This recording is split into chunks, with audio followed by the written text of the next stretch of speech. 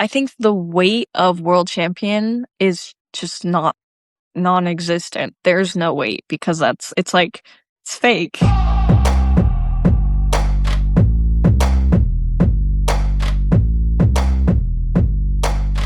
So I was thinking about where I wanted to start together. Okay. And I would love if you would take me to a certain ski slope in Tahoe in 2024. A ski trip that I've read about. Can you paint a picture for me? Where were you? Who were you with? What was the weather Yeah. like?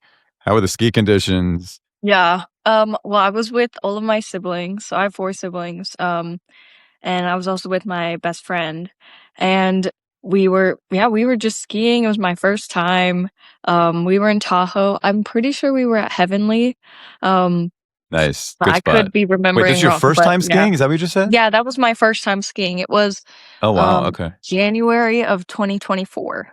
And because before then, I just never really skied. And when I was skating before, they didn't let me ski because they said it was too dangerous and the risk of injury was not worth it. So I was never Yeah. allowed to ski either.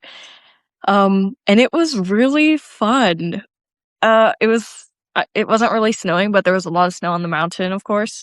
And man, yeah, I don't know. I just never had to, since I quit, I didn't have to, feel that adrenaline rush. And so that was the first time I really felt that. And it was great. Is skiing something that comes easy for someone who's done figure skating for so long? I have this image of you probably Yeah. not going through the same thing I went through, learning how to ski, just Oh, a guess. yeah. I mean, like my brother was really struggling. But like the rest of my sisters, they were doing just as good as me. So I don't know if I'm better at it, just because I skate, but it was pretty easy. I'm not gonna lie, at least the basics and stuff.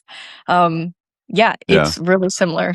So how did it change your thinking about skating? I mean, you had been away from figure skating for a couple years. I think that Sports Illustrated had a wonderful line. The only ice she touched was in her drinks. So you had really been off I the know, that's ice. funny. Yeah. Yeah. So what changed on the slopes? Like what magic thing happened in your mind? Well, like to be honest, if I could just ski, I would have just skied instead of skated. But it's hard to get to the mountains every day, And I was still in school at this point. This was during winter break. So Hmm. I was like, man, I wish I could ski more because it's so fun. But that means I would have to drive myself every weekend to Tahoe and ski. And that's so much work. You know what I mean? And the rink is right there. And I mean, it's really similar. So I decided to go back on ice and try it out because if you can get the same feeling from skiing and skating, that's just so much easier for me. You know what I mean? So I didn't have to sacrifice too much. Was Skating it the in the same rink is feeling? just Like right there. what is the feeling on the slope that feels similar to skating? I mean, I guess you could say this for every sport. You just give it your all. Like, there's not many things in life that you do where you have to give 100% of you. You know what I mean? And I kind of love feeling like I'm on my last breath, I guess, or I physically cannot do more. I love pushing myself to that boundary. And I guess I was just missing that when I quit because life was so easy, you don't have to um, push your body to its limits. And I love that feeling because you need to have willpower for it. And I guess I just didn't feel like I needed to have willpower when I like quit because everything was so easy compared to it. So I decided to go back into a sport. Yes. So you call your coach, Mm. you had left skating a couple years ago, Yeah. telling the world that you were moving on with your life. What did you tell him? Um, hmm. Well, I was just telling him that I want, I want lessons from him and um that, I kind of want to give my all again to something like a sport. And, he was walking me through what life would be like if I did return to the sport because he knew how hard it was for me the last time and he also knew the reasons why I left and he didn't want me to make the same mistakes again, you know what I mean? Because it would suck if at the end of this journey I'm on, I ended up feeling the same exact way as I did the first time. So he was just making sure that I was coming back for the right reasons, you know, because a lot of times it's not like that. And um, he just didn't want me to get hurt again. So I was answering all his questions and I was answering them quite well. And so I convinced him to start coaching me again. What did you have to convince him? Because it sounds like he's such a caring person who knew that you went through pain, you know, when you were younger skating, decide to leave. He's being protective. Like, what do you feel like you said to win him over and say, okay, Yeah. let's get back into this, Alysa? Yeah, well, I basically had to convince him that I was, like, a healthy individual, you know? I had to pass his psych Mhm. test, his psych evaluations, um, because last time, you know, I was like, you have no idea. I was dreading going to the rink every day. I did not wanna be there, and I felt like like I was doing it against my own will. There were so many days where I would show up to the rink, and while warming up, I would just start uncontrollably crying, and I don't know, I Mm. just felt a feeling of dread all the time, and there were so many times where, like, Massimo this was because I had Massimo on my team before as well, he would there was this one day in He's your other particular I was coach, yeah. warming up yeah, I was warming up doing jump rope. This is when I took from Massimo and Jeremy. I was in the SF rank, and I started crying while jumping rope, and I couldn't stop, but right before I stepped on the ice, I pulled myself together, and I started skating, and then Massimo and, Jeremy walk into the rink, and I just start crying again on the ice, and they're like, "Oh my god, are you okay?" And I was like, "I can't do this, like, I don't wanna be here. I don't wanna skate." And so they were like, "Okay, then let's leave." And we went on a hike in San Francisco, and we just spent the whole day outside of the rink. And I was talking to them like how I want to quit, how I don't enjoy the sport anymore. Like there's so many things I would rather be doing than you know being at the rink. Um, and Jeremy was actually like, "Oh yeah, well, like, you can quit. Like, it's totally okay. Like, you could quit today if you wanted. Like, there's so much more than the sport." And then, yeah, so we were kind of going in that direction. So I almost quit that day. And then, but then Massimo was like, "Well, maybe sleep on it, sleep on it." So I slept on it, and I ended up not quitting just because I was like, I don't know actually, but I just kept skating, and it was not that you know, I don't know how I feel, but, about that decision to keep going, but I did keep going, and obviously, I had already been planning to quit for a long time, and I thought, "Well, if I can at least, go to the Olympics and, accomplish my childhood dream," because I also didn't wanna feel like I did all that for nothing, because I didn't enjoy, much of the journey either, and if I don't get any, like, result in the end, it's really not worth it. And so, that's kinda where my thought process was. I was like, "Okay, just make it to the Olympics and then you can be done." Um, and so that's kind of exactly what I did. But, I actually love the journey the most now. I I mean, I like competitions too, but my favorite part is getting to train every day because that's kind of why I'm doing it again, you know? I just wanna use Mhm. all of my energy. It's so fun. I mean, you can tell how much fun you're having. Like you show up in Boston for the World Championships after you decide to make this comeback, 2025, and you win. And it's like everything Yeah. I saw in the images was that you were probably the most surprised person in that entire arena. But it was just like Yeah. you were soaking it in this like authentic way that I just don't feel like we see from athletes that often. Yeah. But, yeah, I mean, I can really sympathize with a ton of the other athletes because that's exactly how I was. If anything, I was, like, even more extreme than them in not fully enjoying the sport, you know what I mean? And, like, you really just have to take a step back and reevaluate your life and understand like why you want to do it. And I mean, I wouldn't even say that that's why I'm successful. I just happen to I train really hard and I'm pretty talented in this sport. So that's also part of the reason. But it's just a benefit that I like it because I mean, it would suck to do something you don't like. And that's what when I quit, I decided I would never like Not that I would never, but I wouldn't compromise so much of myself to do something that I didn't want to do. I would never do that again. Like making sacrifices for something I didn't think was worth it. So what was the feeling when you won the 2025 World Championships out of nowhere? Like you were this, Yeah, you were seen as it this was comeback story. crazy. You had decided not to Yeah.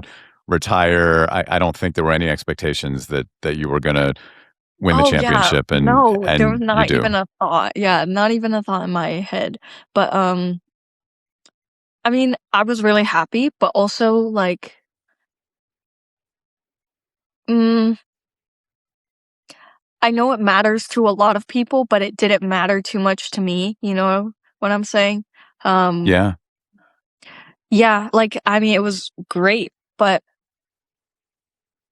I feel like there are much better things in life than, winning a world championships. But in the moment, it was, I mean, one, it was so shocking and I love good twist, you know what I mean? I love suspense. And it was very dramatic. And I felt like I was in a movie for like that whole day. I was like, what is going on? But, yeah, it was great. But also, um, I, I'm really good at staying grounded. So Hmm. yeah. And I guess like, What does that mean? What does it mean, and how do you do that? I don't know. I think the weight of world champion is just not non-existent. There's no weight because it's like it's fake. It's just a title for that one competition that you do. And there's so many other competitions and there's more world championships like next year and um like, it's more about the skate instead of the results because sometimes the results don't match your performance and there's judges, so it's all biased. And I feel like it almost takes away. So I actually, rather than people knowing me for winning the title, I would rather people know me for what programs I did. You know what I mean? Hmm. Yeah.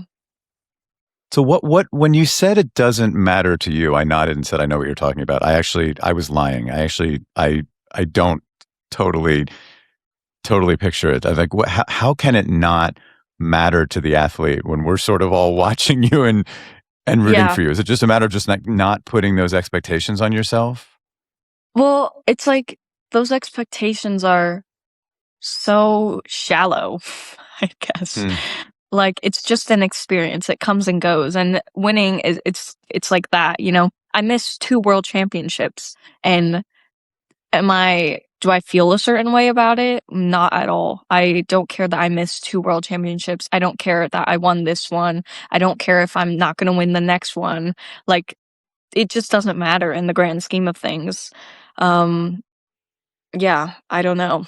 Well, let me ask you about the performance. So you skated to an amazing Donna Summer song, MacArthur Park, Yeah. and I know that you just said yourself like that the actual performance and the music and so forth is more important than the results. Why that song?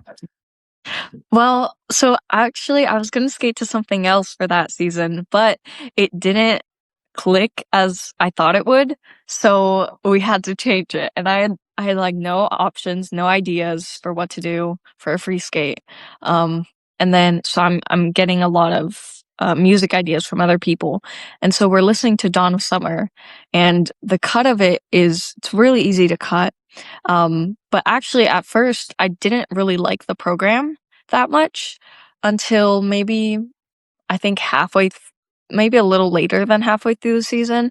I was just not clicking with the music, but we found a 16-minute version of it. She has a sweet version of MacArthur Park, and I Oh, love very that cool. song. I loved it so much, and so I got to pick out which cuts I liked and which ones I want to put in. So my music kind of changed completely from the beginning of the season. It's a totally different cut.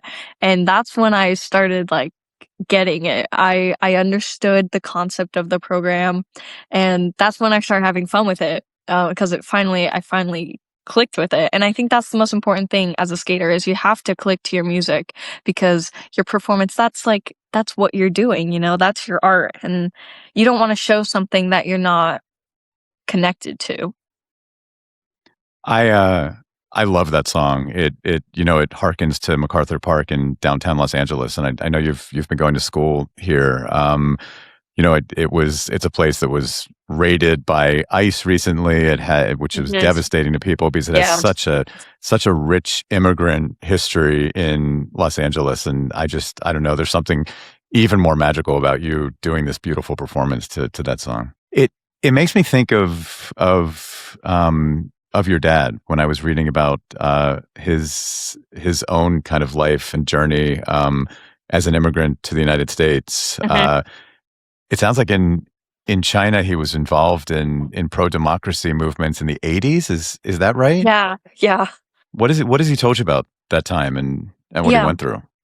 Well, he was one of the leaders at Tiananmen Square. So you know the Tiananmen Square Wow. protest and the massacre. Yeah, Yeah, it was really of crazy. course. Yeah, so he was Yeah. actually one of the student leaders, and obviously he had to escape. And so that's when I think first he went to Hong Kong, Korea, or something, and then he came over here.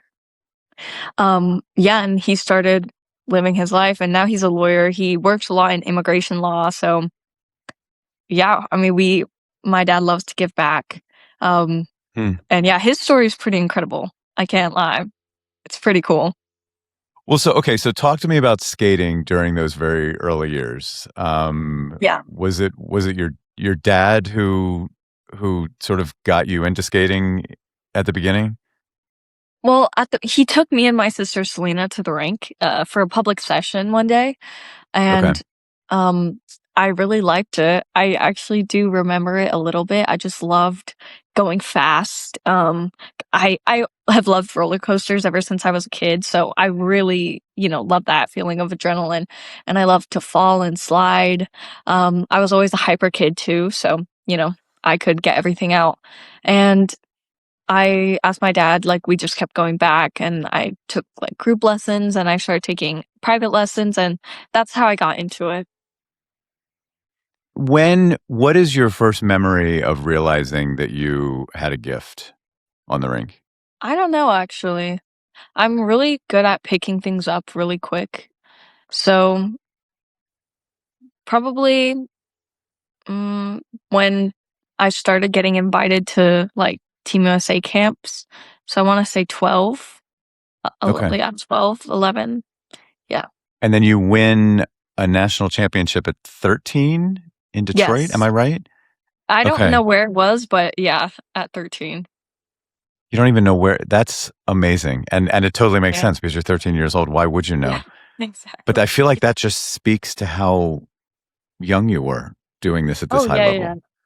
Yeah, I actually don't remember where any of the nationals was except junior nationals because that was in San Jose here. Like I drove there to the nationals with my dad.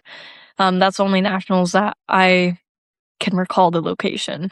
I mean, Alyssa, people call you a skating prodigy at that point, and Hmm. so much has been written about like you winning that championship at 13 and like needing help to get up onto the medals podium because you Yeah, were so short at that point yeah, as a 13-year-old. yeah, Like what do you remember about that period and like the pressure, the expectations? Because at 13 years old, like I can't totally even process what that must feel like. yeah. I mean, to be honest, I don't think I ever really felt the pressure of skating. Like I never felt I had to win everything and that the whole country was relying on me. Um, Yeah, I've always kind of not cared about that sort of stuff. Um, I You're don't grounded. That's the grounded side of you. Yeah, I guess so. Okay, so post championship, you're in your teenage years. There had to be a time, since we're getting close to you deciding to, step away from the whole sport, that things were Mhm. getting rough. What is like a low point that you can point to where it was like, okay, I'm not enjoying this. This is not fun. Yeah. So the low point but in my mind, that was like my highest point because I realized I didn't wanna skate anymore, Hmm. and that That's was really like powerful. yeah, it was bliss to me actually, but it was when COVID started. And I got my first day off because my previous coach at that time didn't allow me to take a day off because um, there was fear that I would lose all my jumps and that I wouldn't be a good skater. And so Hmm. I got my first day off, and then it turned into another day off and another day off, and like it was weeks off. And I loved it. I loved not skating. And I didn't know that I loved not skating because I'd never done that before. And so, um, this was also when I was starting to go through puberty, so my brain was developing a little bit. So day by day, Hmm. I realized, man, do I really want to skate? And then once the pandemic was kind of slowing down, a few rinks were like secretly opening. And so I was going to Delaware to skate, and my dad would just drop me off and he'd go do his own thing. He was working from his laptop, like at the Airbnb we got. So I was living away from my family too. And I would just be in the rink by myself, and I would just lay on the ice and blast music. Like I wouldn't even skate. I wouldn't do anything. And so that was going on for a bit.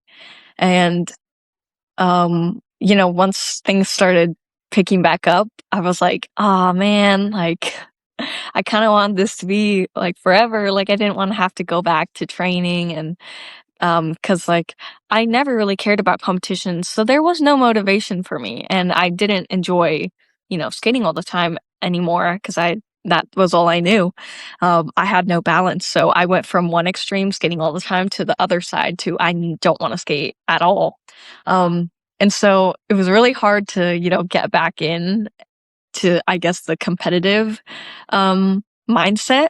Cause competitions would start back up, but yeah, that's during COVID is when I kind of decided I really want to quit, but when am I going to quit is the question. Yeah. It's so striking that so many, young people like yourself went through COVID and it was painful because you were deprived of, things you loved and friendships and socializing. And, in your journey, it was almost a blessing in this strange way. Yeah. Yeah, it was. It was like good in the way that I got a break from the sport, but I was also away from my friends and family. And once COVID kind of the quarantine ended, I was still away from my friends and family because I would move and I'd train in Italy, I'd train in Colorado, and I would just not be home very much. I would miss like Halloween because of competitions. I wouldn't do Thanksgiving at home. I mean, we don't really celebrate Thanksgiving, but my best friend does, and I had to skip that. I would celebrate Christmas by myself. Like, it was horrible. Yeah. So that's when I was like, I gotta quit soon. And I was like, Olympics is right there, so I'll just take the L, deal with it, and then I'll finally quit. You went to the Olympics in Beijing, not like feeling like you were driving towards trying to medal at all. Oh It was no, more like, huh, no. you had Once already I kind of got there, mentally decided. yeah. Um, I I just wanted to go to the Olympics, and once I got there, I had already accomplished what I wanted to. So I was just enjoying the moment. What is it like going to the Olympics, not striving and dreaming of being on that medal podium? It's so interesting. I don't think I've ever talked to an Olympian who went into the games with that kind of mindset. Right. I don't know. I just like feel indifferent about it. Whether like let's say I didn't win this past world today, I feel like things would be the same. If anything, I'd be less busy and I would have Mm. time to do other things that I want to do. So, I don't really care where my life takes me because I know I'll enjoy any road. Um yeah, I'm pretty easily entertained. Um as long as my friends and family are with me and I can do fun stuff. Um and I can drink like really tasty water and eat good food. Um, You're I'm happy. I'm happy. Yeah.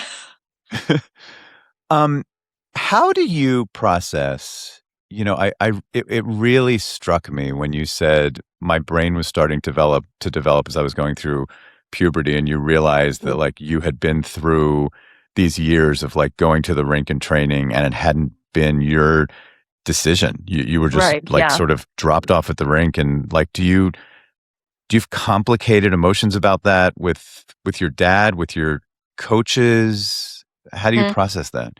yeah. Well, I think most of my issues stemmed from the environment that I was in. Um, and my dad knew nothing of it, which like sucked, but he wouldn't be at the rink most of the time. He would be at work because he has work, so he Had a couldn't. job. uh, Yeah, exactly. So I was at the rink all day with a lot of time my friends. Like this was pre-COVID. I'd be at the rink with my friends, but um like there was so many things going on with the adults, like, at the rink. They were not, doing as they should, um, and it was creating a really bad environment for kids, and growing up, like, you people set the foundation for your morals, you know what I mean? And they teach you what's right and what's wrong.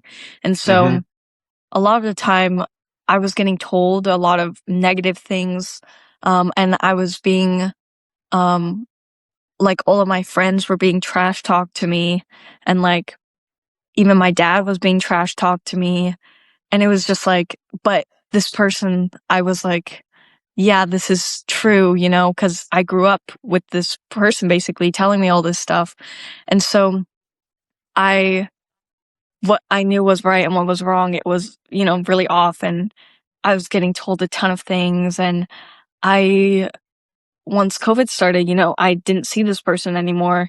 And that's also when my brain was starting to develop and I was questioning everything they were saying to me. I was like, this is not right. Like, why would they tell this to me? Or like, why would they do this and stuff like that? And so getting out of a toxic environment, I think also helped me, you know, understand what I wanted.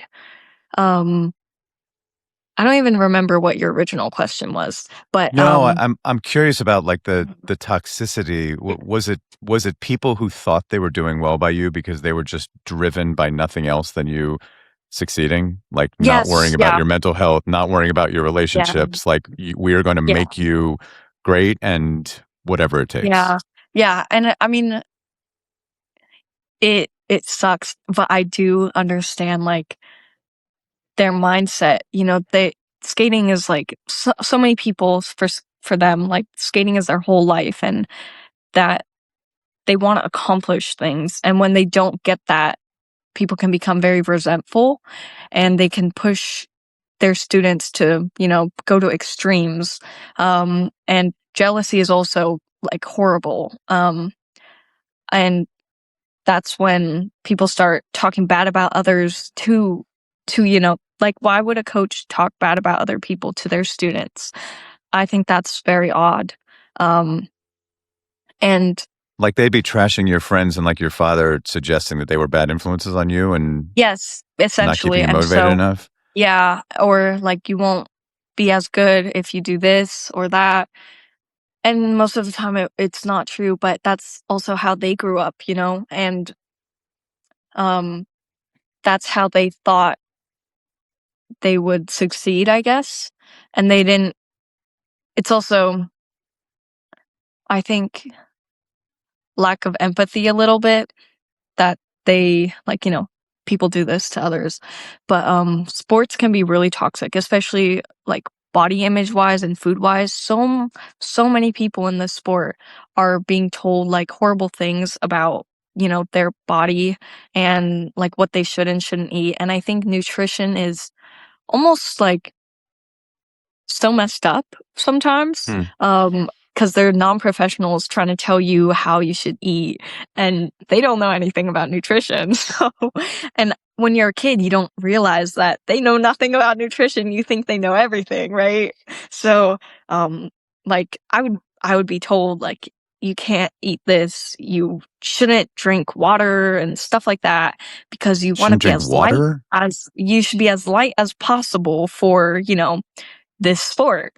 And like, you shouldn't do this certain workout because we don't want you to like develop too big of muscles. Like, we don't want you to be muscular. You don't need muscles as long as you're thin, stuff like that. It's pretty common in the sport actually. And when you're a kid, you think that adults know everything, but Yeah. They actually, yeah, most of the time it's just most BS and they just say what they think is right.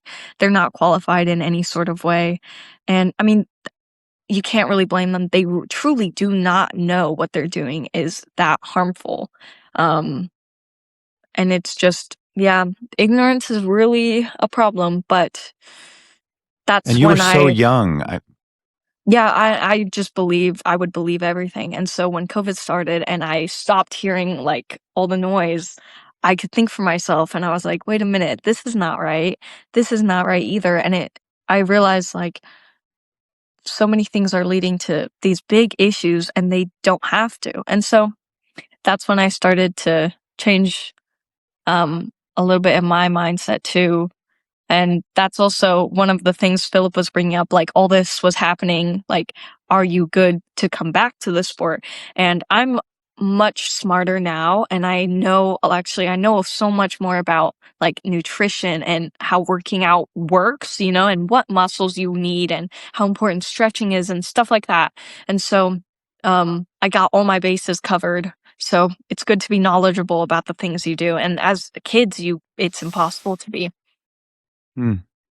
It's really sad that you went through that at such a Yeah, young but age. yeah, I'm actually glad that I did. I wouldn't, have it any other way because going through such extremes like that, I wouldn't be 100% confident in what I know now if I didn't go through that because I Hmm. experienced firsthand like that it doesn't work, that certain things don't work the way you want them to, and there is a recipe for balance and staying healthy. And I think I only truly understood it now because I had to go through it, basically. So Yeah. you go to the Olympics in Beijing. You don't medal, not that you were expecting to. You had already been thinking about retiring. You leave Beijing. You tell the world that you're moving on with your life. And then comes high school, and then getting to UCLA, right? Studying Yeah, I actually psychology. graduated high school before the Olympics, a year before. Oh, nice. Or yeah, like I'd say 8 months before. Okay. So after the Olympics, I took almost 2 gap years basically, before going to UCLA. And the psychology, your major? Yeah, psychology is my major. Why psychology? Why was that the pick? I mean, I love psychology a lot. I love how our minds work. I'm really fascinated in how other people's minds work. I think that's also how I'm able to feel so empathetic towards some people, especially I feel like in such negative industries, you really need that mind to not break yourself. You have to understand where other people are coming from when they're, angry and stuff like that. But I'm really interested in psychology. But I'm also thinking of switching to neuroscience. I'm Oh, pretty cool. interested in our consciousness. So there's a lot of things, but yeah, I do like psychology. All right, well, let's talk about these upcoming Olympics in Italy because I mean, you said your life feels like a movie, and it really, I will say, as an outside observer, like it feels that way after everything. I mean, Yeah. the toxicity that you dealt with at such a young age, the retiring from the sport, and then the decision to come back in a totally different way. Like, how are you approaching these Olympics? Honestly, I it's it's almost similar to the last time I was at the Olympics, but I'm actually enjoying the sport. So I'm really excited for it. I also heard that this Olympics will be better just because it won't be a COVID Olympics. Um, and I mean, listen, I'm really excited. It's like the biggest stage ever. And I have programs I really like and that I really want to show. So kind of all I feel is excitement. I mean, I have a ways to go before I reach the programs that I'm really super proud of. I have a lot of work to do, but by Olympics I'll have those programs the way I want and hopefully I'll be able to perform it the way I want as well. But yeah, I mean, so much anticipation.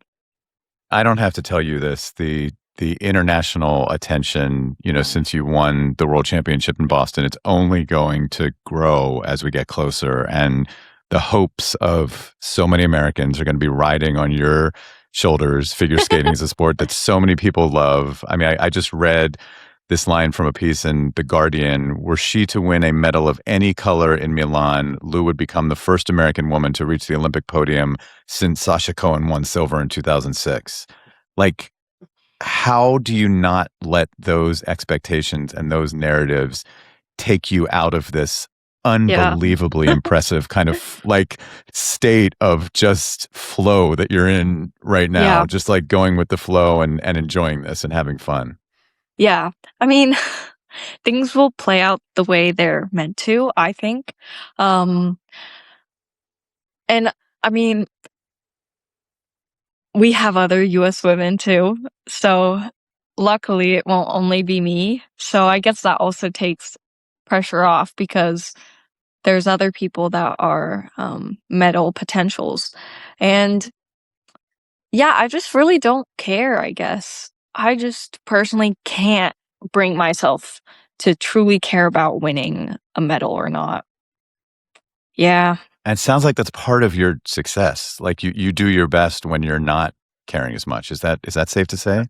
I have no idea. I have no idea. But When you're having like fun, I guess is what I'm saying. When you're enjoying performing, yeah. I mean, when I'm enjoying performing, it doesn't matter what happens. And also, oh yeah, like for example, if I skate horribly but somehow get a medal, I will not be happy with that. hmm. I would rather skate really well and not get a medal. You know what I mean? Yeah. I So also do you have like a when other message? people. Oh, go Hmm? ahead. Oh, I Yeah, go also ahead. love when other people skate well. Um, so like, I love a good competition. Like, and everyone has their own life too. And it's just, yeah, I want everyone to skate really well. Do you have a message for those of us who are going to be like crying, potentially sweating, getting very excited, like pinning my hopes on you and dreaming of you being on the medal podium? Like, Right. is there something you want to tell me?